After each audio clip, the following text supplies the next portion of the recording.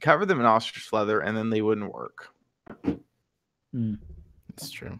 That's too bad. Alrighty. The dock. How many beers deep are you at this point, David? What? How many beers deep are you at this point? No, I'm just having wine. How many wines deep are you at this point? Glass. David's getting hammered before the show. I get hammered during the show. I have my my vitamin water. Well, you're not of legal drinking age, Corbin. So that's true. That's you're just following. What you do is you drink half that vitamin water, and then you fill the rest with Popov, and then you've got yourself a real cocktail. I'll get a Coke bottle and fill it with wine, like on It's Always Sunny. The classy, the subtle, stealthy wine drinker. Yeah. Yes. When I was in college, we would always you would just get you get it like a 20-ounce bottle of pop and drink, a quarter of it and fill the rest with hard liquor, and then you could just go wherever you wanted, be drinking. Nobody would know, but everybody knew. They can smell it. Also, it's good to see you. They can also see you falling over. You're not dead, Ryan. Well, I'm drinking the 2015 Louis Chateau Bouillon Pinot Noir, and honestly, it's very good. I see. Head down to your local wine retailer and get some. I guess it's just talk to your local sommelier about that. It's $16 a bottle. It's amazing. It's really good. It's actually very, very good. You should all buy some. Use our promo code. Here's Android, our affiliate please. link. Here's our affiliate link for the wine. Hey, so are we on? Are we live? Sorry, sorry. Let's start again. Everybody, shut up. No one told me we were going. Everybody, be quiet. This is the Android Please podcast. I'm David Reddick. I'm Ryan Whitlam. I'm Cody Toombs. I'm Corbin Davenport. And I'm Ryan Hager. Wow, we did like an order this week. It's almost like people knew. Ryan just knows to wait till the very end. I got it easy. Yeah, I think that's. But it's like the credits. It's with Ryan Hager and Ryan Hager. I recognize that my name is the most important, being at the end. Yeah, definitely. It's like when I say my name, like I have a suffix on my name, and I put the most emphasis on the suffix. I am Roy David Reddick the third. You just have to lay it out there. I hate my name. It's terrible. Really bad. You know what else is terrible? LG's mobile division. It's just kind of. It is. It's real bad. In other news, I want to say real bad. It's real bad. I mean, LG is lucky that their appliance division makes so much goddamn money. Yeah. The immense amount of washers they sell offsets their terrible. I mean, they make really they make good TVs too. Yeah, refrigerators. Their TV division's up 23% from last quarter. LG makes things that get hot, cold, and display images, and those are their strong points. Sometimes all in one with their smart refrigerator. Or I was going to say with their boot looping phones. That's okay, but that brings back some bad memories. So the mobile division lost $700 million last year, which is more than in 2017. Really? But LG says that this time, finally, they're turning a corner, and it's not. Don't worry, the 5G is going to fix everything. Yeah, their sales are down 16%, and they're turning it around, guys. And new smartphone form factors are going to do it. They're making that blockchain phone, guys. Come on. I don't think it's HTC. LG is just going to keep making phones. Like, they're just going to keep losing money on phones because they just want to be a company that makes phones. They do. They want to have that. It's a Samsung competitive streak, but they have to do it because Samsung. They're both Korean companies, and Samsung is obviously huge, and they don't want to say, okay, Samsung, our hometown rival, is so much better than us that we just have to stop making phones. Are you saying LG is the low rent version of Samsung? Yeah, absolutely. Okay, just making sure we're on the same page. At least in phones. I mean, in everything else, I think I'm not informed enough. No, obviously in TVs, LG is Master King. Samsung TVs are great, but LG OLED TVs, obviously unmatched at this point. So and consumers agree. 23% rise in the home entertainment division. Yeah, they love them TVs. They're actually, I think they're down to $1,700 for a 55-inch OLED now. Wow. They're getting relatively affordable. Once it gets down to like another year or $1,000, two, and I'll be able to justify that. I can't believe that their update center isn't turning around their profits. Unbelievable.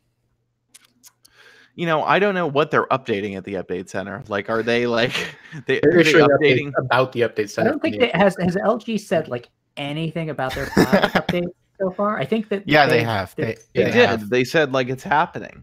Oh, well, that's not really. That's everybody knows it's happening, but they okay, so they laid out their South Korean schedule early this month, and of course with LG that means that their phones will get updated in South Korea, and then maybe 2 or 3 months later, if you're lucky, the phones will get updated. So the G7 is getting Pi, and then the V40, V30, and V30s will have to wait until Q2. And then the G6, V20, and Q8 will maybe get it in Q3. So it's going to be a while. That's terrible. It's really bad. Why even Q3? That's just Q3. Crazy. Q3 for the G6, V20. Q's going to be out by then. Yeah. Who gives a shit? Like, why even update the phones? Oh, that's very annoying. That upsets me. The update center is just the one intern in the back corner of the office. The update center is actually nobody works there. There's like one guy who is a security guard who shows up every day, looks around at all the cubicles and goes, it's like everything here looks good. It's where they send people when they get in trouble. They're like, you know what, Frank, you screwed up. Go to the update center. And they have to go and they sit there and they have to like handle all. They just scroll through the AOSP. You know what, Frank? You know what the G and LG is for? Gulag, and that's where we're sending. We're sending you to our Gulag update center. The update Gulag. That's what they should call it.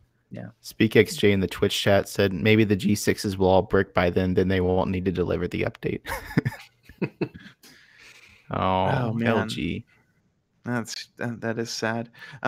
Speaking of mobile divisions that aren't doing well, and that's really poor segue. Samsung isn't doing very well either. Apparently, this is their worst quarter in a long they made time. money. They're not losing money on phones, but they didn't make as much of it. And I think, in fact, overall, it wasn't down as much as people expected. Like, it is down. Revenue's down even from last quarter, but the mobile division is really bearing the brunt of this. Yeah, I mean, look, at the end of the year, they would have been relying on the Note 9 to carry the company, and that's just it's a $1,000 phone. I feel like the people who were gonna buy it bought it when it came out, and then everybody else is gonna wait another couple of months until the price comes down significantly.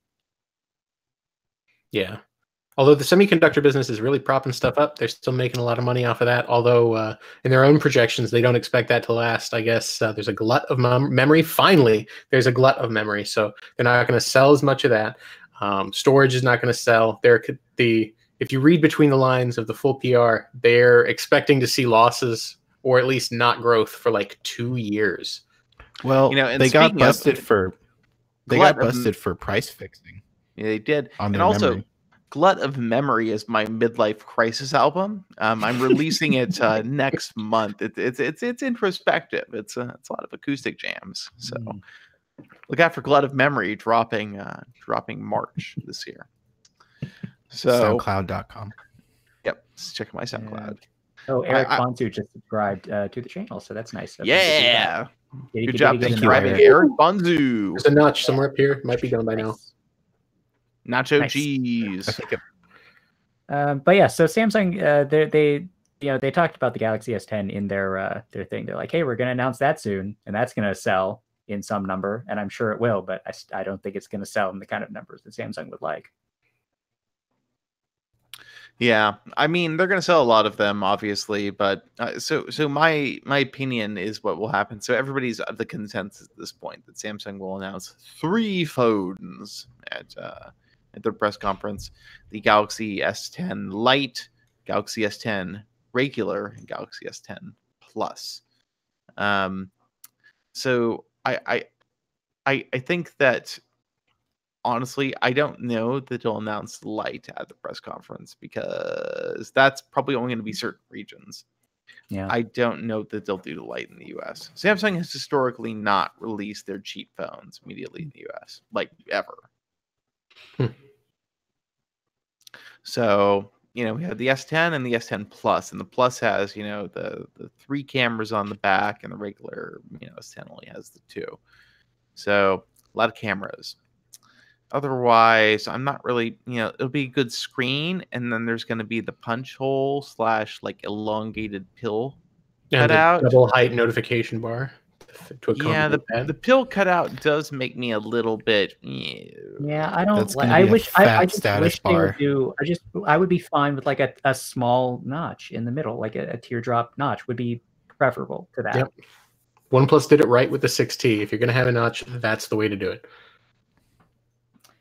Yeah, but Samsung, they're trying to be like doing something new. They don't want to just do a notch like everybody else, I guess.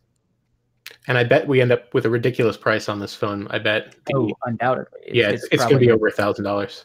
And yeah, I'm sure the Plus will be for the Plus. I bet it'll be like $950 in the US. You think so? Kind of my guess. Yeah, it'll like That's I mean, the base models will be slightly under 1,000, but I guess I would guess that you'll be able to spend well over 1,000 if you want like more storage. I'm betting that they're going to release a ceramic backed, 1 terabyte or whatever mega version.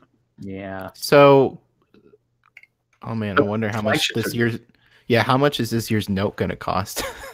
That's going to be astronomical. And I do wonder if they're going to announce. So what I think is going to happen is this.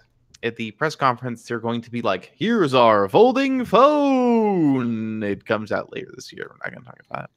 Yeah, it's going to come out after Q. Yeah, I think so too. I think it's going to come out late in the year, and Samsung doesn't want to like steal thunder from, the thank you to Dow 2009. Just subscribe to the podcast. Yes, thank you. Yeah. So I do think that the folding 5G megaphone will probably come later this year, because it sounds like, especially in America, that the mobile 5G networks won't really exist until the second half of the year. So I think we're going to see. So, for example, there's a rumor about OnePlus doing a 5G phone. There's a rumor about LG doing a 5G phone. There's a rumor about Samsung was rumored to have a couple versions of the S9. Samsung's supposed to have a 5G phone, and I feel like there's one more. But I think my guess here is that all of the MWC 5G phone plans have been largely scuttled at this point, and we're going to go into second half of the year for a lot of those, because Verizon and AT&T both, there's a good report I think on Fierce Wireless today about how they both really just jumped the gun, and that neither of their networks are remotely ready for 5G phones. So I think second half of the year is where we're going to see those phones. Yeah. I don't think Motorola has said a single thing about that 5G mod since they announced it. I think all you need to say is just slap it on the back. Yeah. I think it didn't get the reception they wanted either. Instant 5G. It's only like $400, guys. Come on, who's not going to go for that? I'm sure. I'm sure that they got it all ready. They're like, all right, and it's only going to cost $449.99, and they were like, oh wait, we can't actually sell it to people. Hey, thanks to Twitcheroo for subscribing 2 months in a row. They're zeros, but I'm going to pronounce them as O's. Yeah. Thank you, Twitcher. Oh, I don't know. I guess we're doing this now. Yeah. We do like to thank people for subscribing. Yes. So I have a theory. What if this year's Note is the folding phone? No. They just slap a stylus on the folding phone. Oh, the Note brand actually. Okay, so I like this theory. Not that I think they'll do it, but I like it because the branding makes sense. Because I wonder if they're going to call it like the Galaxy Note F. Yeah, because it's a bigger pad for drawing. It's like a notebook. Yeah, it is. I could see that if they did a phone that was sort of like that Xiaomi folding phone concept that was floating around recently. I think that looked kind of Note-ish, but the thing that Samsung showed off with like the tiny screen on the outside, I feel it looks very clunky and that would make more sense as like a notebook, because you'd have the little cover on the front. And then open it like a book. I wonder if they could actually fit the digitizer in there, though. That's like the big technical hurdle. And someone in the Twitch chat mentioned, where would the pen go? No, I agree. I know where the pen would go, and honestly, it sounds like a big challenge. I just like the marketing narrative. That's the only thing about it that makes it sound like plausible to me. Is that like from marketing and advertising? I mean, they could just could just include a capacitive stylus of some sort. Well, that would be lame. Or they could they could do Ryan. They could do like an enhanced Bluetooth implementation or something that's kind of like the Apple. You know, Pencil. Ryan, your plausible ideas suck. They're just well, not very you know good. what? I feel like this is the hill I'm gonna die on. This is a thing. Okay. No, With the you're gonna die when you through walk your outside. heart.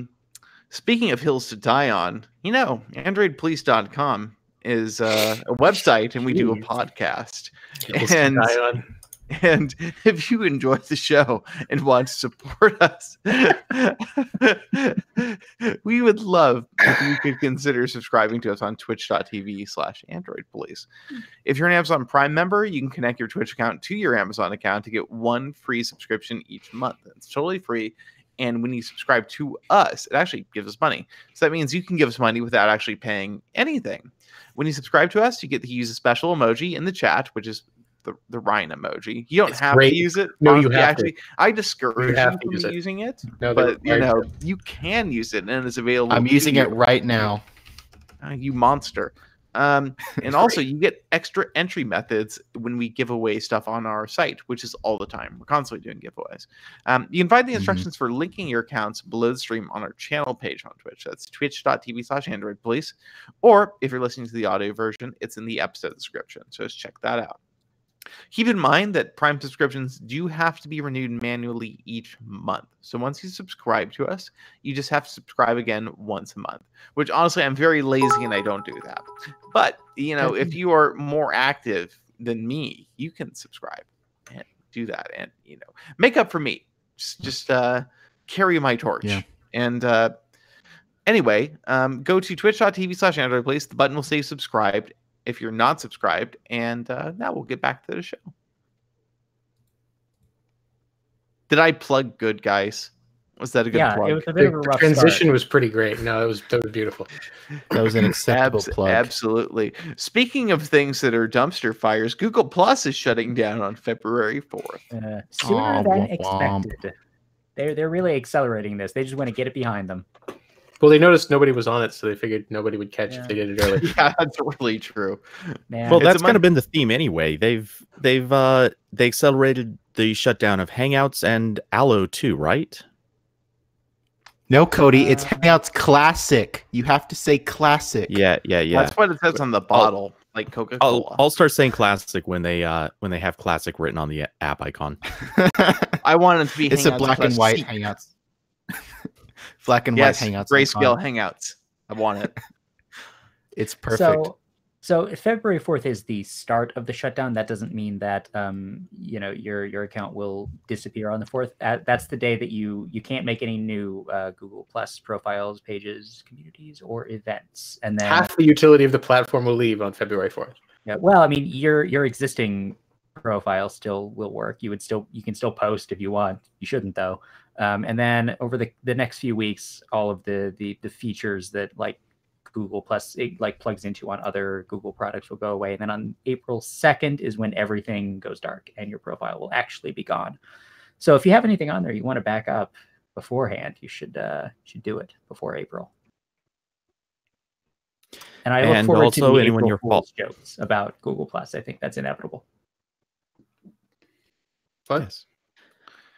Well, that's okay. I don't actually care about any of this. Does anybody care about Google Plus at this point? No. I mean, I think that the fact that nobody Artem cares does. is kind of the interesting thing about it. That it crashed and burned so hard. Artem should write a post on Medium about his feelings on Google Plus. Artem posted a very sad Google Plus thing the other day about not using Google Plus anymore. I found out about that on Twitter.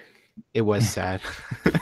Yeah, Twitter is better. No, don't get me wrong. Twitter is awful, but Google Plus is like several orders of magnitude worse. Twitter is the best social networking platform, but it's terrible. It is really, really bad. Like social networks are like, I guess I would say like it's just like a series of like circles of hell in which there are more and more venomous snakes every level you go down. And Twitter's like, well, yeah, eventually there are lots of like, deadly cobras on Twitter, but there are fewer than, Facebook and Google Plus. I guess. On What Google happened Plus, to your metaphor? I don't know. I'm really not sure. This was not a good metaphor. I'm going to go ahead and David- No, abandon it. I think you need to keep going. I want to see how this is going to pan I'm going out. to cut the head off. I'm going to cut the head off the snake now. And David had too many beers before the show. I didn't have any beers. It's wine. All right, let's get it straight here. Metaphor was really terrible. Anyway, Twitter.com. I'm on that. I do stuff on that. It's bad. It's real bad. I don't know how to This is where segue this. Speaking of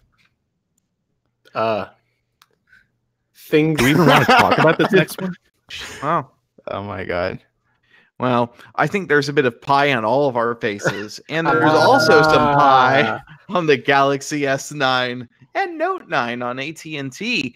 Samsung has begun rollouts on Verizon, Xfinity, and AT&T, but just for the Note 9 for now.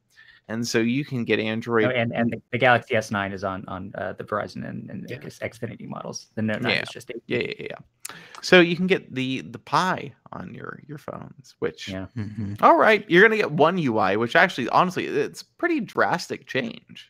Yeah, that's actually pretty surprising because Samsung has traditionally kept the same interface across updates on each device because they don't want to confuse people. Yeah, the number of old people calling Samsung in the next month is gonna skyrocket. Yeah. Like, I updated my phone and it's different now. How do I make it look like it did before? That's gonna be that's the entire complaint that you're gonna get. I get sometimes I get calls from my grandmother when she gets app updates that change, and she's like, "How do I make it look like it did before?" Do you just put her on speakerphone and play some hold music on your headphones? Because I think that would be like the complete experience. I tell her like that's just how it looks now, Grandma. I'm sorry. The future is now, Grandma. Deal or die. I'm kidding. I don't have your grandma dies. I'm sure you only had one glass. And I hope the Android Pie doesn't kill her because it is pretty big. No, change. it's okay. David had one glass of Mad Dog 2020. Oh my god. Yeah, it's rolling out now. I mean, honestly, there's not much more to it than that. It's true. So speaking of things that, we're actually concerned with and make us upset and scared, the Gmail UI updates rolling out, and wow, that is real bright. It's real bright. It is. There's no red in the app anymore. It's gone. It's all just white. It is. It's so white. It is the epitome of Google's current design scheme. Honestly, this is whiter than Nantucket in June. It is like this Gmail redesign is. How are they going to do a dark mode? I think it's impossible with this theme.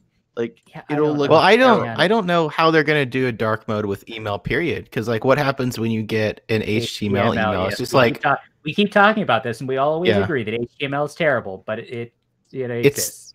It's terrible, but you have to deal with it. It's I don't know. I mean, they're gonna have to do something because this is pretty obnoxious. It's terrible. I'm dreading the day this server side rollout comes to my phone. I already downloaded the app. I'm already using it. It's. I figured this is gonna happen. I should just pull off the Band-Aid. Just get actually, I think it's great because I check my email too much, and this is making me hate checking my email. So it's really creating some behavioral changes for me, and I think they're positive. My wife got this update on her phone last night, and we're just sitting on the couch, and she just yelled at her phone, and she looked at me. She's like, "What happened to my email app?" And she showed it to me. I was like, "Oh, that's just the way it is now." Sorry, Grandma. Yeah, right. Wow, so really quick, I want to point out it now looks almost identical to Apple's iOS Mail app. iOS has a little bit more gray to it. That's about it. It feels a lot like the updated Keep app. It has that same sort of unfinished vibe. Well, almost all of Google's material themed apps, they all look really unfinished. Like somebody just, they built the structure and then just forgot to style it. Simple to the point of, what are you doing? Can I just say, I really hate the search bar with the menu icon in it that Google is going for. Also in in some Play Store designs. I think the only thing I like about it is that the account switcher is easier to get to. Like I don't have to open the drawer. But it doesn't resemble any of the other apps in that. The account switcher is in a totally different place from other apps. But it's been moving around in a few apps anyway. Yeah, so Counterpoint, like Ryan, to find a new place I believe this is directly from the Gmail team. Go fuck yourself. I haven't even started ranting about the fact that we still don't have bundles in Gmail yet. God you're damn never gonna get bundles. It's not happening. God, they said we would get them this year before it died. They lied, and they don't. They care. did. They lied to me. They don't care. I feel offended and upset and confused. Then go to Outlook.com, Ryan. Yes. Go to Outlook.com. The Gmail team's like, what are you gonna do? Use Hotmail? Yeah, that's right. I'll use Yahoo Mail. I think AOL's still around, guys. Yes. Go use that. .altavista.web.net. If there's someone I can trust with all of my emails, it's Yahoo. I'll give them to them. Can I just go back to MSN email? Can I have my @MSN back? Probably not. No, you can't. You can't have it back. It's not allowed. Well, then I guess we're gonna have to deal. And honestly, the Gmail web design, like the material Gmail web, does not flow with this new app at all. Like they're completely different. It's obviously two teams. Like the mobile Gmail team is clearly its own thing, and the regular Gmail team is something else entirely. You're telling regular me Gmail team's like, we support themes, and the mobile Gmail team is like, listen, if we could actually just hit you in the face with your email, that'd be a preferable delivery mechanism. I think that's optimal for users. I don't get the sense that the mobile Gmail app is trying to make your email better. I get the sense the mobile Gmail app is pursuing a vision, and it's not. That vision is very great. Yeah, it's not and great. I'm mildly surprised that the tablet UI still exists. Like I thought they would not care enough. I think that's a lie. I think Google's just like, we're just gonna put a fucking picture of this out here, and we know nobody's gonna check to see if it actually works. The mock-up is really funny because like, what is this tablet? What are they like? What is this referencing? Some device out there? I think you'll find that's a Nexus 7 XL, which was definitely released in Photober of 23B. It's the Nexus. It's the Huawei Nexus 7, guys. It's finally happening. Yay! Don't you break my heart like that. Don't you do it. Oh, you remember? It's okay. It's coming for real this time. Yeah, that's clearly the Pixel C2. I've heard that the Huawei Nexus 7 has just been delayed. They're going to come out with it finally this year. Definitely, absolutely. Here's the Pixel. It's going to show up on some Russian website any day now. It'll be like $89, and it'll have a Snapdragon 810. No, it'll be like it'll be like a couple months ago when someone found a Shield Portable 2 in a pawn shop. Oh yeah, those pop up every now and then. Yeah, there have been a few of those that have appeared. Yeah, that makes sense because releasing a second version of that would Nvidia would have lost money for sure. They're just like weirdo developer hardware kits that people smuggled out of Nvidia for whatever reason. Nifty. It was a developer unit that they sent out to game devs. Yeah. Yeah. If I ever saw one of those, I would buy it just because it's weird. But yeah. Nvidia's got that Nintendo Switch money now. They don't need to make their own consoles. True. Nvidia's stock has tanked real bad in like the last 2 weeks. No, Nvidia's not got that money. Nvidia's tanked so much on mining and cryptocurrencies, and that's not fucking sustainable. What were they Can't doing? imagine why that didn't work out. That's so weird. I can't imagine why no one wants to buy like their $1,000 graphics cards. Crazy. Yeah, no, that to me is actually let's go off on a tangent here. I'd love to complain about graphics card prices because they are actually stupid. The RTX pricing is ridiculous. It's like a $200 jump in generations from the GTX. Yeah, it's totally dumb. Like if I have a 1070 in my rig right now, and I have a TI, just a regular 1070 GTX. And the only thing I would want to upgrade to would be a regular RTX 2080. That's the only card where I'm like, that's a big enough jump. And that's like, what's an RTX 2080? Like $800 or something like that? Yeah. And that's totally insane. Yeah. I mean, I think that price it's going to come down after the stock You're forgetting about all of the games that work with ray tracing, guys. Ray tracing is the future. There's Battlefield 5 and there's Battlefield 5. Come on, guys, you don't want this. There are like 5 Battlefields in there. And there are all those great demos that NVIDIA worked up to show off how cool ray tracing is. Those have got to be fun, right? You don't want to stare at jiggling pixie tits with ray tracing. I want to stare at all of the shiny armor. There's so much shiny armor. I know. I did see that someone made a they updated Quake 2 to have ray tracing, which seems like the best use of that technology. Totally. Yeah. And I'm sure the graphics card is only operating at like 150 watts when it's playing, when it's playing that. Actually, I did see, I think someone was trying to play it at, I want to say 1440p, and it was like 30 FPS. Whoa. That's not surprising. On like a RTX 2070, because again, that's the fun part about the new RTX cards, that they can barely handle the thing their main marketing. Like, you trying to play Battlefield 5 with ray tracing on a 2070 just is not going to happen. Yeah, it's ridiculous. It's really slow. At 720p, you might pull so you would be fine. I'm so I'm still using my 1070. I have a 1080p monitor, and I play Far Cry 5 basically maxed out.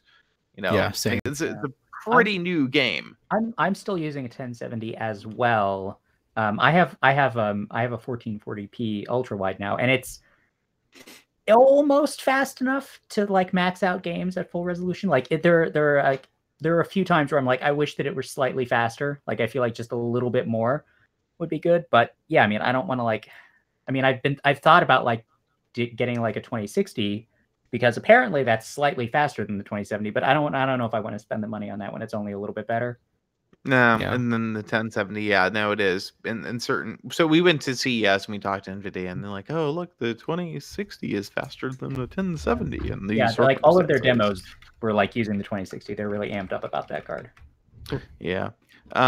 Yeah, I mean, honestly, the graphics card prices are absolutely insane. I'm still running, so my tower is a 3770K Intel, which is like 5 years old now. Oh, it's no, excuse me, 6 years old. This is really old. But like, it is at this point, the processor is the max out point on my system. It is the limiting threshold.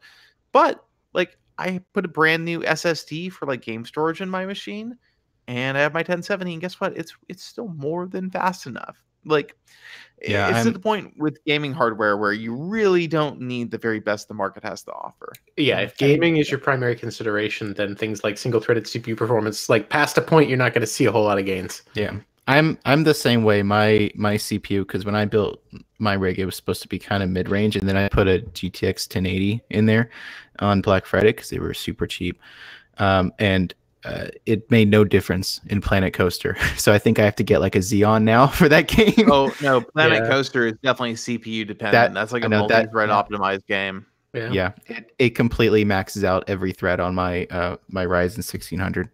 Yeah. Any game where like I think Cities Skylines is another one where you need the math processor power, and that's your CPU usually. All those sim games are super heavy for that. Yeah. Kerbal Space Program also will destroy your CPU.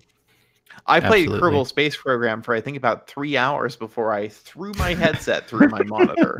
I played Kerbal Space Program for hundreds of hours, and I always wanted to throw things, but I was always having a good time. Yeah, that was mine. I played it all.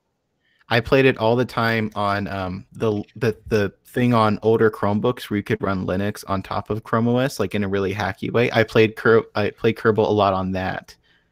In Christine? You played Kerbal in Christine? 5 parts in a rocket? Yeah. Or oh my god. No, not Christine. 20 frames per second? No, not Christine. The thing before whatever. Crouton. You read it in Crouton. It was Crouton, my god. It kind of worked on my original Dell Chromebook. You poor kid. I can't even imagine. Like, I mean, even with a fairly powerful CPU, once you get to like 100 parts on a vehicle, I couldn't do a big rocket.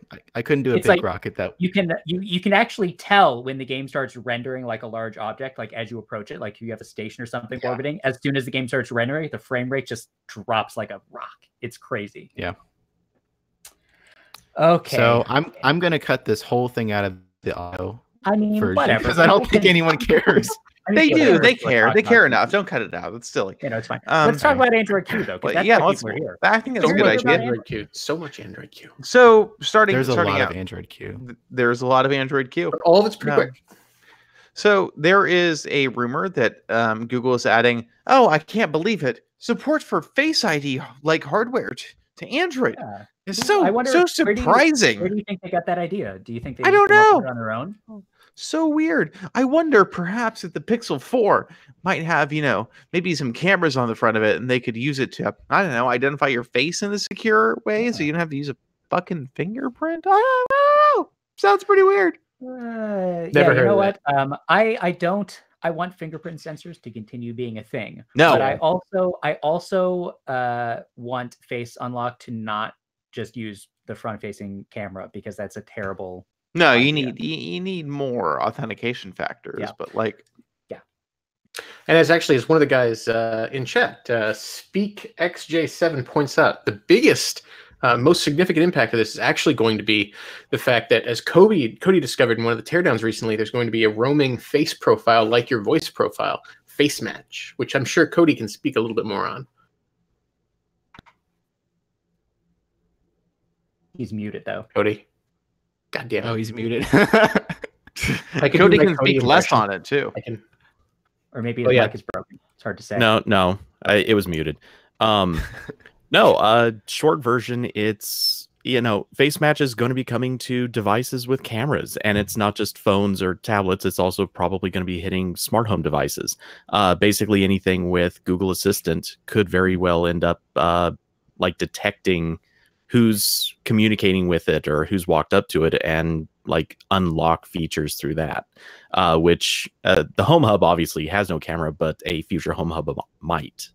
So that kind of thing could actually become reactive to the person looking at it. I feel like Google could do facial recognition very well. I wonder if it could do like smell recognition. Like, could the Home Hub like smell a user recognizes? Maybe. Well, does it have a USB port? Can you attach a smell module to it? It's like another Game Boy camera. The universal smell bus. Yeah. I guess you could actually just use a Bluetooth enabled smell receptor and just pair it. I think so. Over yeah. Bluetooth. Yeah. I do think that the Pixel 4, whatever it is, will have a secure face unlock. Yeah. Like it has to. Undoubtedly at this point. I mean, I wonder if it's just going to be based on like stereo cameras rather than having a specific sensor. I bet it is, because Google, for one, like the reception on the wide selfie thing has been extremely positive. They've gotten a lot of accolades from people, and it sounds like consumers actually really do like it. Yeah. From what I've heard, when people show other people like the Pixel can zoom out on a selfie, they're like, holy shit. You know, so like my wife takes a lot of selfies, and she is really into that wide angle selfie camera. I could not care less personally, but I understand why people like it. Yeah. So I think that a camera-based system makes sense, because if you have two cameras, you can't do a stereo 3D image.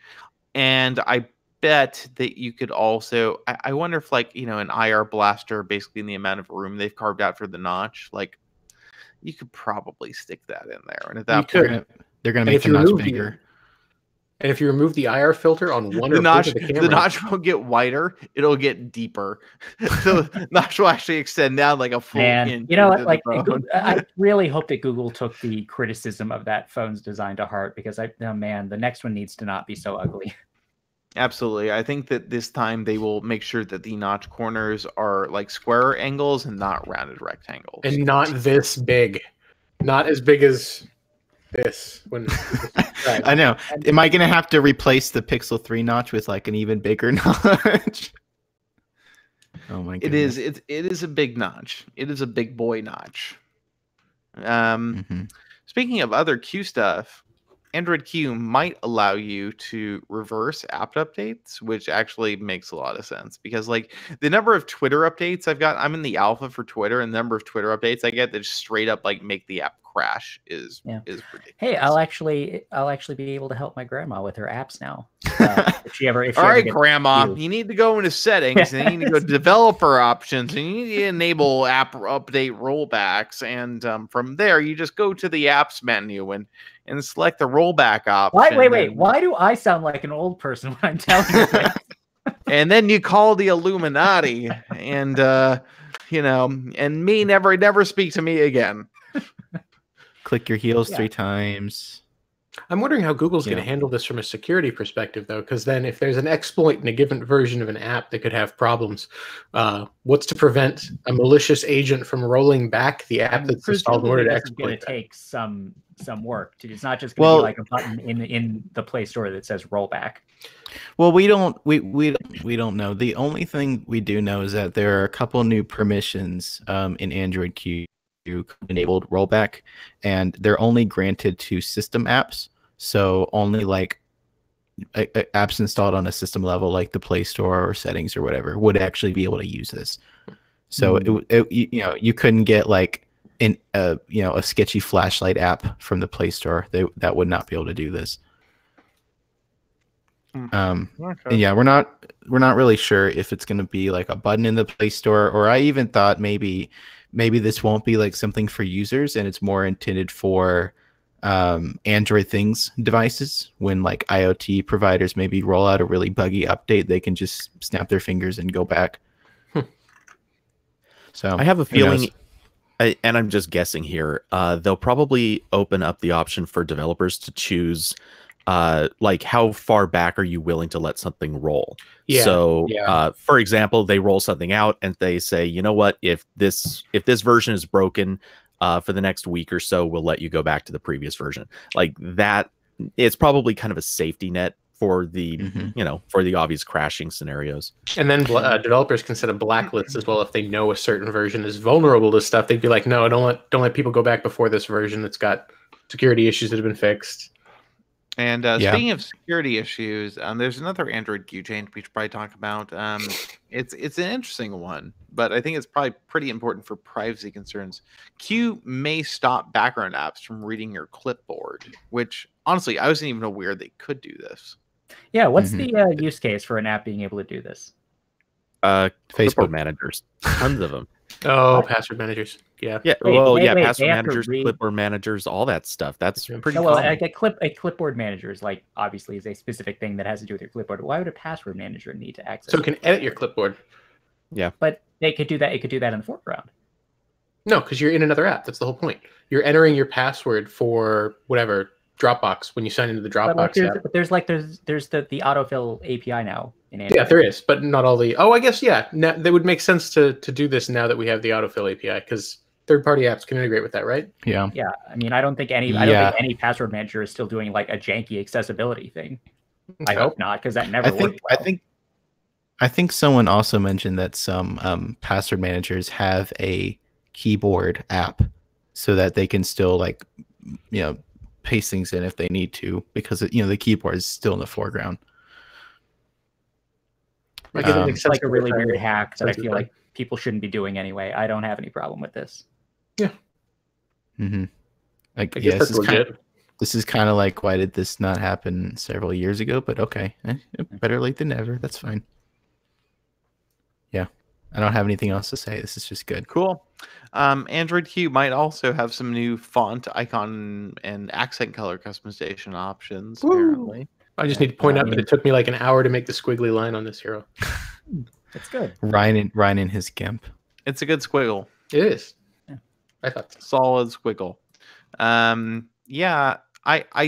I think this is mostly for OEMs. Yeah, this is very probably not something that's going to be exposed for users. Because right now there are a couple of tests in the so all of this, I should say, all of the news we're discussing as it relates to Android Q comes from the leaked images that XDA managed to get a hold of as they've been digging through them. And as it stands, these icon, font, and accent color customizations are all in overlay packages. So kind of like, you know how pixels have a slightly different look from stock Android? That's all part of a pixel experience overlay package that gets installed on top of Android. And these, what they found are just a bunch of different tests. So these might end up being something that's user-facing, or they might just be tests for different ways for OEMs to implement this same type of feature. So who knows? Yeah, definitely. So we'll see what happens with it. I mean, I think with Android Q, we're seeing some more with the dark theme and everything. I would guess one of the themes of Android Q will be more visual customization to be able to manufacturers in a way where they can make the OS look different without having to develop new elements on their own. And they've been trying to do this for a long time. They did it with Substratum, the T-Mobile system that was integrated for a little while. I can't remember what that was called. Yes, Yeah. Sony's implementation became OMS, I think. That's it. Yeah. Mm-hmm. And Samsung's had their own weird janky version of this for a long time too. Yeah. And that kind of rounds out the Android Q news this week. Before we get going here, Ryan tried out a new set of wireless earbuds. Ryan tried out. Me, not the other one. The Liberty Airs. Yes, so this is yet another like Anchor sub brand like Zolo, but so yeah, the Soundcore Liberty Air is an Anchor thing, and they're pretty good. For $80, I think they perform extremely well. And if you're looking for some true wireless earbuds that aren't $300, then you should definitely give these a look. They sound pretty good. The form factor, they obviously they look like AirPods. Even the case looks kind of like the AirPod case. But they sound reasonably good, even though they don't have a low latency codec like aptX or anything. So there's a little bit of noticeable lag on video. It's still usable. But if you're picky, you will notice it. But otherwise, the audio was impressive. The battery life is actually is probably among the best for true wireless earbuds right now. They claim 5 hours on a charge, and I got really close to that. So that's pretty good. And then you get like 3 more charges in the charging case. They're pretty comfy. Unfortunately, you can't swap out the included ear tips with like the nice foam ones, because then they don't fit in the charging case. Probably my least favorite thing about them, though, is that it's still a micro USB charging port. I really Ew. Like it. Yeah, I can't really it still has that. You can, here's the thing, like $80. Like if you can cope with micro USB, these are such a good deal. But that's carrying an extra cable with you every time you go on a trip with them. I don't know. Are you going to use them for 20 hours while you're on the trip? I usually bring a micro USB cable anyway, because my camera is micro USB. But so look, if you're fine with the micro USB situation, and you don't need like the absolute best sound quality, you should go check out the full review. You get more information, pictures, and everything, and you should consider buying them. Because look, if you want the best true wireless earbuds, you can spend $300 on like the Master and Dynamics or the Sennheiser Momentums. Those are really good, but they're $300. These are $80, and they're pretty good. I just feel the need to point out, as the person who likes to point these sort of things out, I bet you my $20 Xiaomi hybrid pistons beat the shit out of these headphones. And they don't use battery. All right, how about you take that and you just shove it right up the comments section on like whatever audio file forum. Just shove it right up your 3.5 millimeter jack. Okay. Yeah. Right up there. But no, look, I'm sure look, wired earbuds sound better, but most people don't care that much. Can I just point out that HeadFi is the worst website on the internet? Yeah. Like it's so bad. It really is just terrible. Talk about Bluetooth there, and they will string you up. And or grammar. You should talk about grammar there though. Yeah. Really terrible. I think this is good deal at $80. I think the new kind of like bargain true wireless earbud point is going to be like $50 by the end of this year. It's gonna get down there. It's like where the wired Bluetooth things were like a year and a half ago. You could get like $40 or $50 like perfectly fine passable wired Bluetooth earbuds. That's going to be where we are with true wireless soon. But then, hopefully that means there will be some nicer options that are, a little bit more expensive and actually have low latency codecs, which are still very rare on true wireless. I don't understand why there's a non-proprietary solution for that yet, because we have Qualcomm's APTX, right? Is there a non-licensed free? If AAC is pretty good. aptX, I think, has the best performance. You want to get it below 100 milliseconds, from what I've heard at that point. You want it a lot lower than that. From what I've heard, at that point, you won't notice lag between in video. But I think I think my AirPods use AAC, and there's no lag at all. I'm pretty sure AirPods are AAC. Yeah, they are. Because Apple's preferred format is AAC. Yeah, but I mean, from what I understand, aptX is the best. It can get as low as like 20 milliseconds or something so crazy like that. But why aren't these things? Why isn't there a license-free version that's just part of the Bluetooth standard? Because money, I guess. Dicks. Yeah, I'm not really familiar with how all that stuff works. This episode is getting really vulgar. I think Twitch is gonna turn off the stream. Yeah. Speaking of Twitch.com, twitch.tv/Android Police, you should subscribe to our podcast. Give us your money that you don't have to pay for. Yeah, exactly. Yeah. You can subscribe to our podcast for free if you're an Amazon Prime member. All you have to do is link your Amazon Prime account to your Twitch account. And from there, you get one free Twitch subscription a month. And if you like us, you can give that to us. And that Twitch subscription actually does support the podcast in terms of, like, it gives us money when you subscribe. You do have to re-up every month because Twitch subscriptions do expire once a month. So you have to get in there and resubscribe. It doesn't cost you anything if you're an Amazon Prime member and you're using your free subscription, which everybody, if you're an Amazon Prime member, you get one free subscription every month to Twitch, and it does support the show. Even if you're not watching live, and we are live every Thursday at 5:30 p.m. Pacific Standard Time, you're still supporting the show if you do subscribe. And if you do want to watch live and you are a subscriber, you get special flair in the chat and stuff, and we might answer your questions more reliably, I guess. I don't know. Probably we will. So thank you for listening, everybody, and we will catch you all next week. Good night, everybody. Bye-bye.